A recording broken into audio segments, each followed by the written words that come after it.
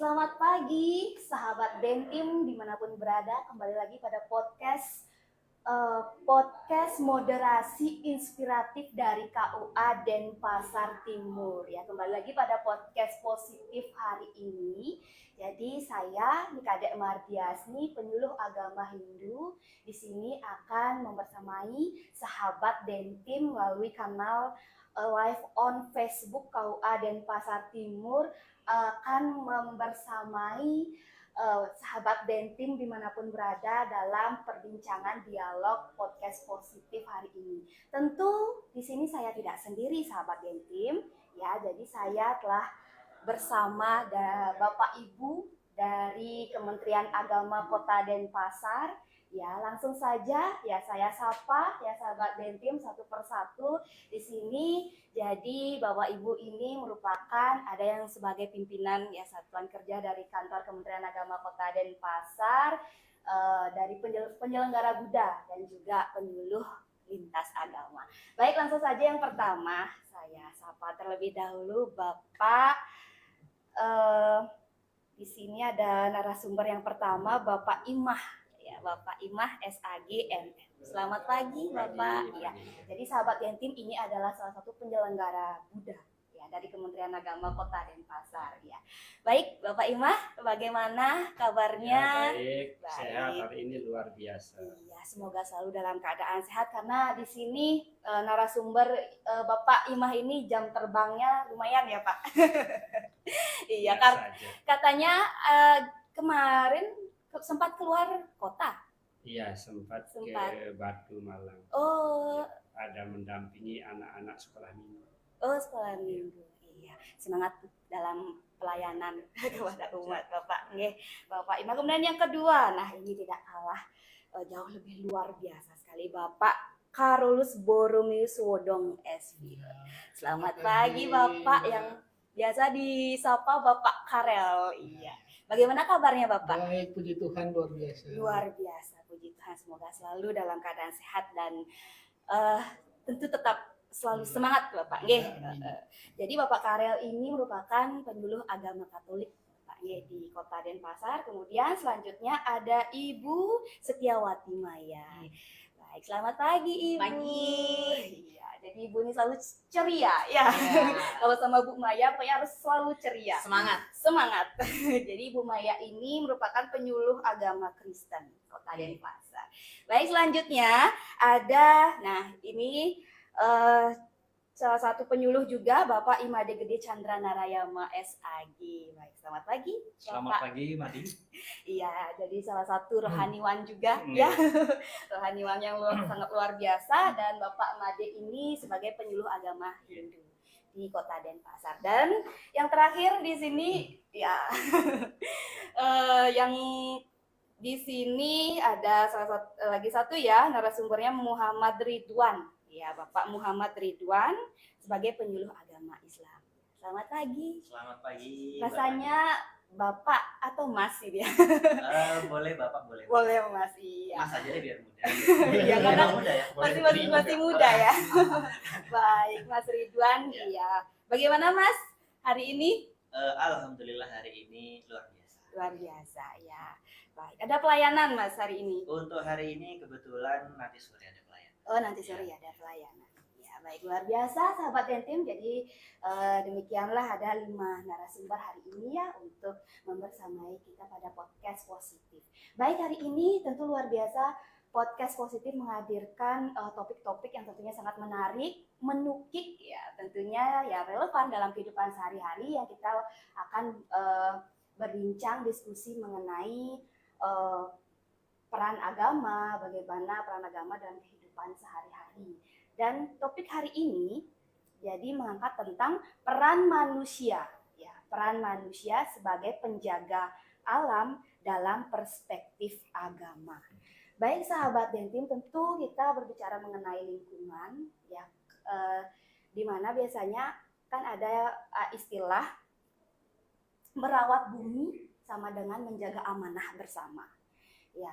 Nah, namun di sini tantangan, kan kembali pada tantangan lingkungan yang tentunya kita tidak bisa terlepas bagaimana kita menghadapi tantangan lingkungan, baik itu ada pencemaran, kemudian adanya bahkan sekarang pun banyak berkurangnya penghijauan begitu kan. Nah, disinilah bagaimana nilai-nilai peran agama yang menjadi inspirasi dalam menjaga keseimbangan lingkungan itu sendiri. Baik, di pertanyaan yang pertama ya langsung saja saya ingin memulai dengan pertanyaan yang sederhana pada Bapak Ibu narasumber tentang bagaimana agama memandang hubungan manusia dengan alam. Jadi mungkin saya mulai dulu dari Bapak Imah terlebih dahulu. Silakan. Baik, Bapak. terima kasih. Ya, tentu terkait dengan manusia dengan alam, manusia itu bagian yang tidak terpisahkan dengan alam semesta ini, tempat kita hidup ini. Jadi karena manusia merupakan bagian yang tidak terpisahkan dengan alam, maka tentu manusia ini memiliki peran yang sangat penting dalam menjaga, mengelola keseimbangan ekologis. Nah, dengan menjaga keseimbangan ekologis ini akan menjadi hal yang sangat positif, yang sangat baik bagi manusia itu sendiri dan juga bagi alam.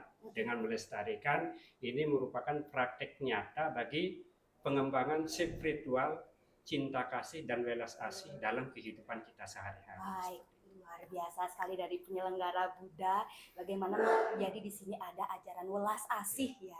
Memang jadi kalau di dalam ajaran Buddha kan memang welas asih itu ya Bapak ya sebagai acuan gitu dalam hal menjaga hubungan termasuk juga dalam hal pelestarian terhadap lingkungan. Yang selanjutnya baik dari Bapak Karel, silakan Bapak mungkin berikan pandangan. Terima kasih Dek Madi. Hubungan antara manusia dengan alam itu sangat bergantung satu sama lain karena manusia itu sendiri berada di alam. Keberadaan manusia itu sangat membutuhkan alam. Mulai dari lahir, manusia lahir di alam, di atas tanah, bernafas dengan udara yang ada di alam, juga hidup, diberi hidup oleh alam. Makanya di dalam kitab suci itu diajarkan, misalnya di kitab Kejadian, manusia itu harus merawat alam, bertanggung jawab terhadap alam. Tidak boleh memperlakukan alam itu sewenang-wenang, karena alam itu merupakan seperti ibu kita sendiri. Karena kita lahir dari alam dan dihidupkan, mulai dari bayi sampai kita mengakhiri hidup itu semuanya di alam. Sehingga bentuk rasa terima kasih kita pada alam ya kita harus menyayangi, mengasihi, mencintai alam seperti kita mencintai diri kita sendiri. Karena kita lahir dari alam. Baik, luar biasa sekali ya. Jadi baru pengantar dari Bapak Karel ini hubungan manusia dengan alam menurut perspektif agama. Tentunya tadi juga Bapak telah menyeratkan salah satu kitab dari pandangan khususnya dari Katolik begitu Bapak ya. Ya, saya sangat sepakat sekali bahwa memang ya tidak bisa terlepas dari alam begitu. Ibarat ini alam itu adalah ibu. Jadi menyakiti ibu sama juga menyakiti berarti alam itu. Jadi kalau menyayangi ibu sama halnya bagaimana kita menyayangi ibu itu sendiri. Ya, lanjut dulu. Kemudian nah nih dari Bapak Made dulu dari pandangan Hindu Bapak bagaimana? Terima kasih Baik. Madi dan juga narasumber rekan-rekan ya. Jadi tidak jauh berbeda juga dari pandangan dari Buddha kemudian dari Katolik ya, bahwa alam itu dari konsepsi falsafahnya di Hindu itu ada istilah buana agung atau istilahnya makrokosmos dan juga buana alit. Jadi buana alit ini adalah manusia itu sendiri, jadi alam kecil yang disebut dengan mikrokosmos. Nah di sini keberadaan manusia itu sangat terikat ya, terikat dan juga terkait dengan alam. Jadi apa yang ada di tubuh kita itu di alam juga ada. Seperti itu visualisasinya. Jadi dengan kita merawat diri sendiri, kita juga otomatis akan merawat alam juga. Itu juga sebaliknya, merawat alam ataupun merusak alam, maka yang akan kena dampaknya adalah makhluk atau kita manusia itu sendiri. Yaitu dengan merusak, jadi ada penderitaan ya seperti itu. Jadi satu kesatuan yang utuh. Iya, Ya, luar di biasa. samping juga ada konsepsi falsafat Trihita Karana itu sendiri.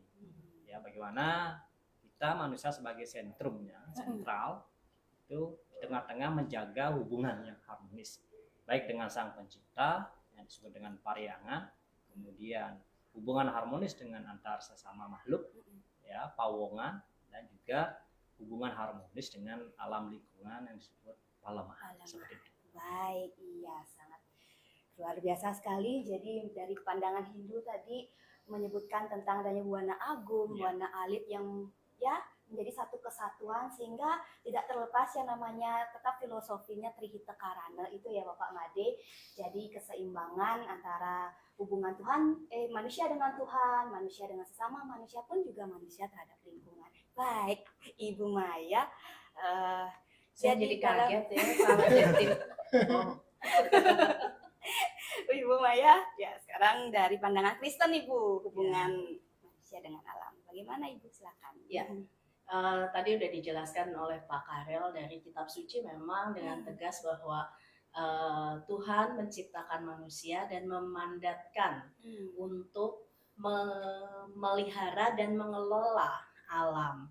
Karena Tuhan itu kan bijaksana sekali ya, hikmatnya tuh nggak terselami sama kita dan makanya beliau menciptakan segala sesuatu dulu, alam semesta ya diciptakan, kemudian baru yang terakhir adalah manusia. Karena memang tanpa alam manusia itu nggak bisa hidup ya, karena sumber makanannya di sana, sumber tinggalnya juga di sana, dan segala sesuatu itu adanya alam itu ya, di alam itu. Jadi semuanya berkaitan dan tidak bisa dipisahkan. Dan dari sisi agama disampaikan di dalam kitab suci bahwa Tuhan menciptakan segala sesuatu itu punya tujuannya.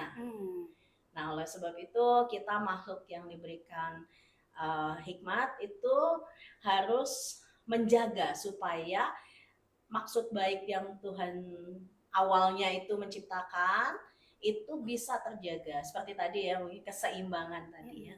Dan yang jelas peran manusia di sana tuh sangat penting. Walaupun sekarang orang sudah mulai berpikir bahwa peran manusia bisa digantikan oleh AI ya.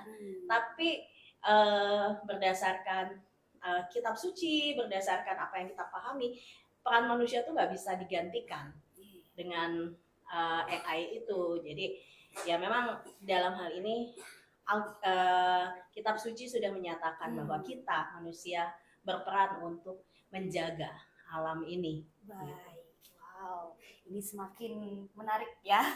Jadi dari pandangan Kristen pun juga menyampaikan hal terkait ya, berkaitan dengan hubungan manusia dengan alam. Baik, langsung saja ini pandangan dari agama Islam. Silakan Mas Ridwan. Baik, terima kasih Mbak Madi. Mungkin saya karena sudah dijelaskan oleh bapak-bapak tadi dan ibu-ibu. Ibu aja ya. Ibu. Ada satu ibu ya. Ibunya satu. Dan saya kira saya juga sepakat dengan apa yang disampaikan oleh mereka beliau-beliau bahwasanya yang namanya alam dan juga manusia itu adalah sebuah kesatuan. Maka dari itu kita jangan sampai merasa bahwasanya kita ini adalah yang memiliki alam, tidak. Karena kita sama-sama diciptakan oleh Tuhan kita bersamaan dengan alam. Di dalam Islam itu kita seringkali mengatakan alhamdulillahirabbil alamin. Ya, segala puji bagi Tuhan, Tuhan semesta alam. Ya, bukan cuma yang menciptakan pohon saja, tapi Tuhan itu menciptakan kita juga. Kita juga memuji Tuhan tersebut. Di dalam Islam juga kita melaksanakan ibadah 5 waktu, kita sholat 5 waktu, dan di setiap sholat itu kita membaca alhamdulillahirabbil alamin. Kita selalu mengerti esensi bahwasanya alam itu bersatu dengan manusia, menjadi satu kesatuan. Rabbul alamin, Tuhannya alam. Alam bukan cuma pohon-pohon saja, bukan cuma hewan saja, tapi manusia. Dan juga di dalam Al-Quran, ayat pertama yang ada dalam Al-Quran itu juga mengatakan alhamdulillahirabbil alamin, segala puji bagi Tuhan, Tuhan semesta alam. Jadi saya kira setuju sekali dengan apa yang disampaikan bahwasanya keseimbangan, kesatuan antara alam dan manusia itu menjadi sesuatu yang penting untuk kita pahami bersama. Mungkin itu. Iya, baik. Baik sahabat Dentim, jadi tadi sudah luar biasa sekali ya dari kelima narasumber sebagai pertanyaan awal ya sudah mulai menukik gitu ya, menukik baik itu juga dari pandangan Islam, Kristen, Buddha, Katolik maupun juga di Hindu. Baik sahabat Dentim, jadi memang ya alam itu sendiri sebagai tempat hidup pun juga sebagai tempat untuk mengembangkan kehidupan. Tidak bisa terlepas gitu ya. Tadi sangat menarik saya dari Mas Ridwan, jangan merasa kita yang memiliki alam, tapi ini adalah semua adalah anugerah dari Tuhan. Jadi, nah selanjutnya ini pertanyaan yang kedua ini. Nah tadi saya sebagai awal di sini saya sempat memberikan hal terkait dengan tantangan. Di sini terkait dengan persoalan lingkungan yang terjadi ya, yang terjadi selama ini terkait pencemaran, kemudian perubahan iklim mungkin dan lain sebagainya. Nah, apa pesan agama dalam menghadapi tantangan tersebut gitu. Jadi tadi sudah berkaitan dengan hubungan manusia dengan alam. Sekarang berkaitan dengan tantangannya ini, apa pesan agama dalam menghadapi tantangan tersebut? Baik, silakan dari Mas Ridwan. Oh, dari saya ya. Oh, balik ya. Baik, terima kasih. Tantangannya untuk kita sebagai manusia berhubungan dengan alam. Saya kira saya memiliki sebuah sebuah statement yang sangat menarik. Alam itu diciptakan oleh Tuhan. Itu cukup untuk memenuhi kebutuhan setiap manusia. Jadi alam diciptakan, tumbuhan diciptakan, hewan diciptakan, itu sudah pasti akan mencukupi seluruh kebutuhan seluruh manusia. Tapi alam itu tidak akan cukup untuk memenuhi kebutuhan satu manusia yang tamak. Nah, jadi ketika ada orang tamak, ada orang yang dia rakus, ada orang yang dia serakah, maka alam itu tidak akan mencukupi kebutuhan orang yang tamak ini atau yang serakah ini.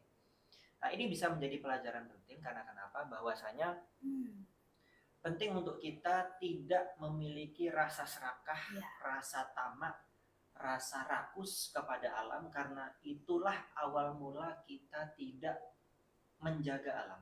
Itulah awal mula rusaknya alam, karena ada perasaan-perasaan di mana manusia itu serakah, ingin memanfaatkan alam dengan sebesar-besarnya, pada akhirnya sampai merusak lingkungan, kemudian juga merasa egois, akhirnya buang sampah sembarangan, tidak memiliki empati dan lain sebagainya. Itu saya kira menjadi masalah yang penting untuk disorot, rasa serakah dan juga rasa egois. Nah, ini yang saya kira menjadi masalah yang harus diperhatikan agar hubungan antara manusia dan juga alam menjadi hubungan yang baik kembali. Seperti itu mungkin Mbak Madi. Baik, luar biasa. Jadi inilah artinya bagaimana mengajarkan tentang kesederhanaan ya. Jadi manusia memang perlu bijak kan begitu, bijak, tidak berlebihan. Sehingga berlebihan itulah sehingga akan dampaknya menjadi tamak ya, keserakahan yang akan berdampak pada kerusakan kan begitu, persoalan di lingkungan sendiri. Baik, ke Bapak Made deh dulu. Baik. Iya. Jadi, silakan Pak Made. Terima kasih Madi. Jadi tidak jauh berbeda dengan narasumber dari Mas Ridwan. Itu bagaimana kita mengendalikan ego kita masing-masing ya. Jadi ada sifat disebut kita diloba. Loba itu ya rakus, tamak, serakah. Artinya sesuatu yang berlebihan, yang tidak cukup untuk memenuhi kebutuhan. Nah, kalau perspektif Hindu ataupun pesan untuk tantangan dalam lingkungan itu bahwa memang untuk saat ini kita memang agak sedikit katakanlah ada degradasi mungkin ya, terkait dengan kita bagaimana melihat alam itu berbeda dengan diri kita seperti itu. Jadi ada pandangan seperti itu. Jadi kita yang mengeksploitasi alam itu secara ya tidak sepantasnya. Dalam arti di sini kita adalah di masing-masing agama kita ada persamaan merawat bumi ini. Ya otomatis dengan tatuam asih. Ya, jadi ada kesetaraan di sana melihat semua itu adalah kita. Ketika kita menyakiti alam, otomatis diri kita akan tersakiti. Itu pasti. Sama juga kita mengotori lingkungan, otomatis diri kita juga akan ikut tercemar, dalam arti kesehatan, ya, otomatis seperti itu ya. Kalau lingkungan rusak, otomatis sakit, penyakit itu akan bermunculan. Jadi tidak ada keseimbangan. Oleh karena itu mari kita sama-sama ya, merawat bumi ini, karena kita hidup di bumi yang sama, Iya. di tempat yang sama, seperti itu. Baik, luar biasa sekali. Di sini poinnya pengendalian. Iya, pengendalian agar selaras gitu ya. Baik, selanjutnya ke Bapak Karel. Silakan Ya, Bapak. terima kasih. Jadi memang kerusakan alam itu terjadi di mana-mana, bukan cuma di kota, tetap di desa juga. Di Indonesia itu dari Sabang sampai Merauke alamnya sudah rusak. Jadi bukan cuma di Denpasar kita mengalami masalah sampah dan sebagainya, juga kerusakan lingkungan. Tapi hutan-hutan kita juga banyak yang sudah rusak di Kalimantan, di Sumatera, di Papua, itu banyak alam kita sudah rusak.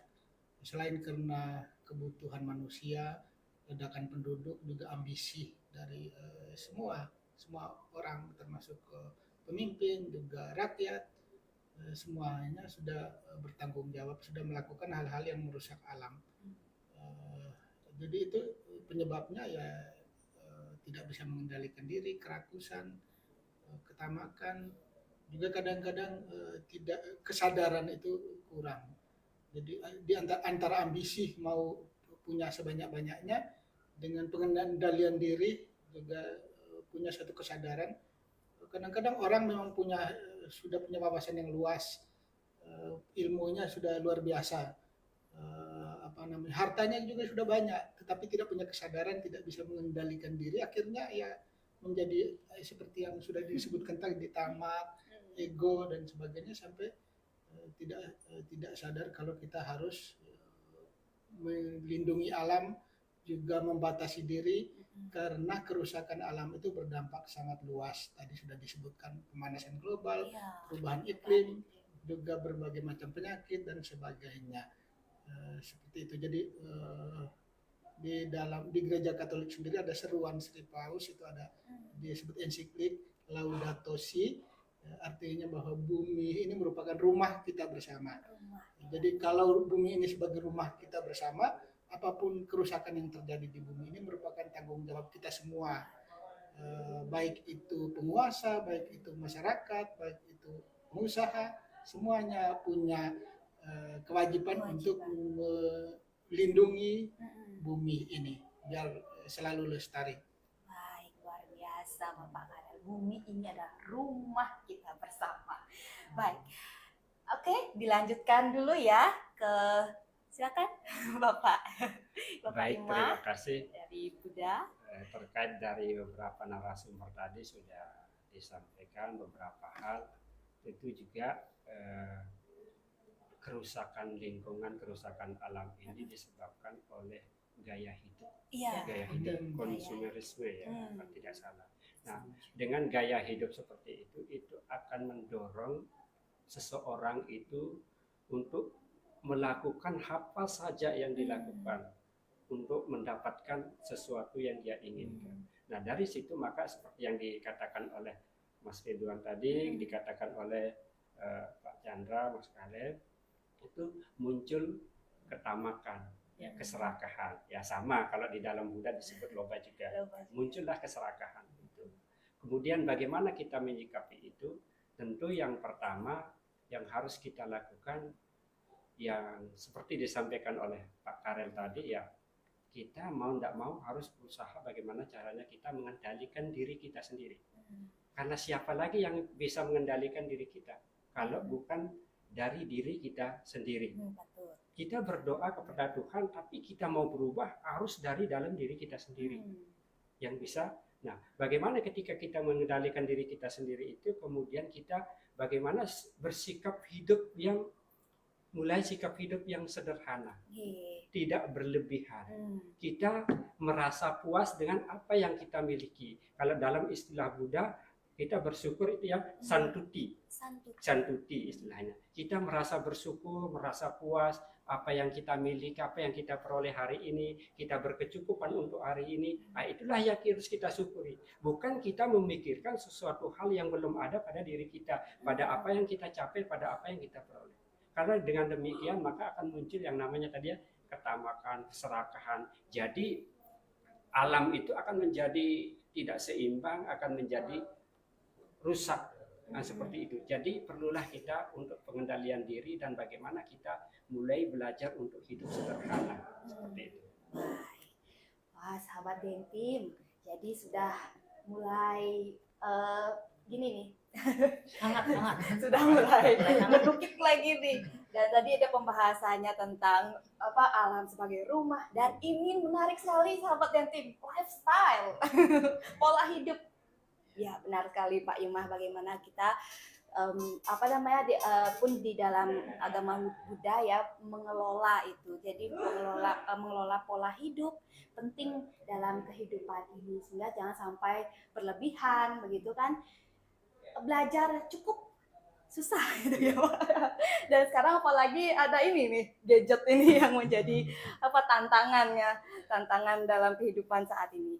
Baik, selanjutnya dari penyuluh agama Kristen, Ibu Maya. Saya kira saya nggak ditanya.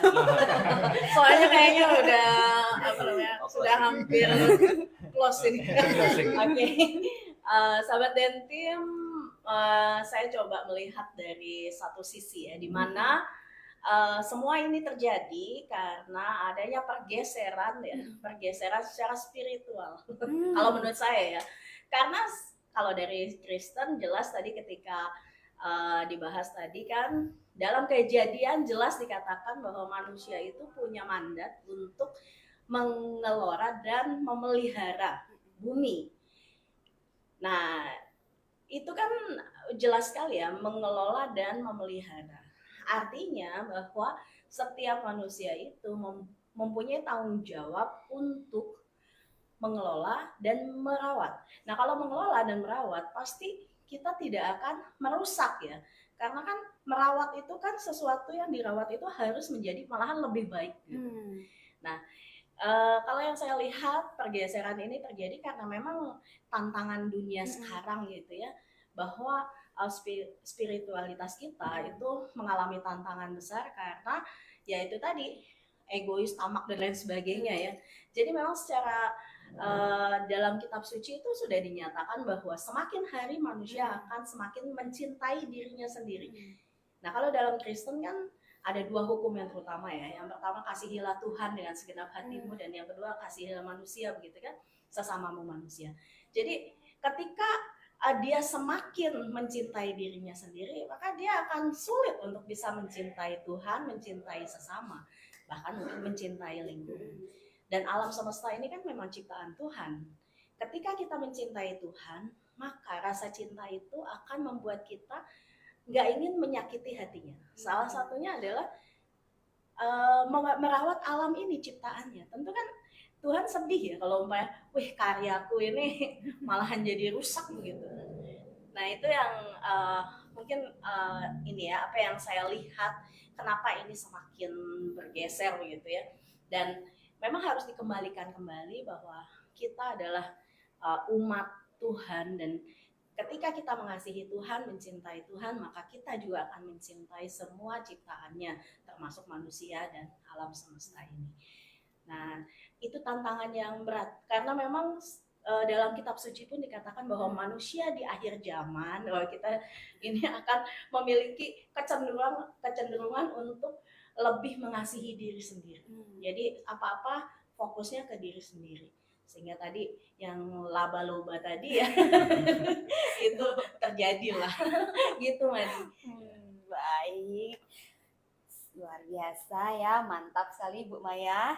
Jadi tadi sahabat Dentim, demikianlah tadi ya, ada terkait dengan dua pertanyaan.